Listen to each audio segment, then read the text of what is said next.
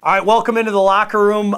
Game 2 of the Warrior playoff run. And let's face it, Coach, I mean, just a week ago, a lot of people were saying, the Warriors, what are they doing in the playoffs? They don't deserve to be in the playoffs. I wonder if St. Cloud feels the same way. What a tremendous win, not only for you and this team, but the entire university, the entire program. Yes, it was. Our kids really responded, and they persevered over the weather and everything else, and I'm really proud of them. It's amazing. I mean, you would think a team in St. Cloud, Minnesota would be able to handle the weather, but it looked like the team from Detroit was a little more adept at playing in that inclement weather. Well, you know, they played pretty well. Their quarterback, I think, completed 22 passes, and at times we looked like we didn't know what we were doing. But I think our offensive line and our defensive lines kind of took control of the game and really made it a shoving match, and we kind of came out on top. We could sit here and talk for the next 5 minutes about so many different things, but I think the best place to start is Tony Davis. And what a phenomenal performance. I'm not sure if I've ever seen anything like that. Yeah, you know, Tony's a difficult guy to tackle. He's really thick in the legs, and I think when you can't get your footing, it makes it even more difficult to tackle him. So that was probably a big reason why he had such a great game. You know, defensively, I think people forget in this game, and it was a 48-38 Warrior victory.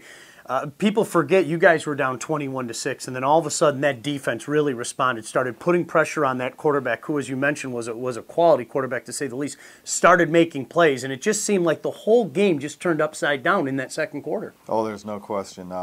Tony's heroics wouldn't have been anything if the defense didn't shut him down, and I was really proud of those guys because we were kind of under attack there for a while, but they did a great job. A phenomenal victory for the Warriors, and the playoff march continues. You make the long flight over to Omaha and then bus over to Kearney, Nebraska. Talk to us a little bit about the Lopers. They're called the Antelopes, but I guess for short they're called the Lopers. What kind of troubles do the Nebraska-Kearney Antelopers give the Warriors? You know, talking about the nickname kind of screws me up. But, they're a good football team. They are really a heck of a football team. They're statistically one of the best teams we'll ever see. I think they score about 45 a game, give up about 13, 3 touchdowns rushing on the season. Just a really good football team. You know, it's interesting when you look at this football team as well, they've got a quarterback that can kind of hurt you in both ways. He can hurt you with his leg, he can hurt you with his arm. Yeah, their quarterback, I think he's rushed for 1,000 yards and is a big threat running the football. They're an option spread offense, which makes it difficult to defend, and our guys will, you know, have to be on their toes. Well, let's keep this going. There's a lot of momentum with this program right now. Before we let you go, what are the keys to a Warrior victory?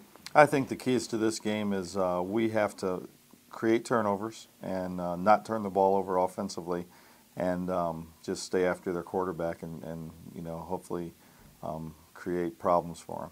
Outstanding. Coach, let's keep this going. It's been a heck of a lot of fun last week. I think it's a game that everybody will remember, and we look forward to the Warriors taking on Nebraska-Kearney, the Lopers. That's my fault for bringing it up. This is Coach Winters in the locker room.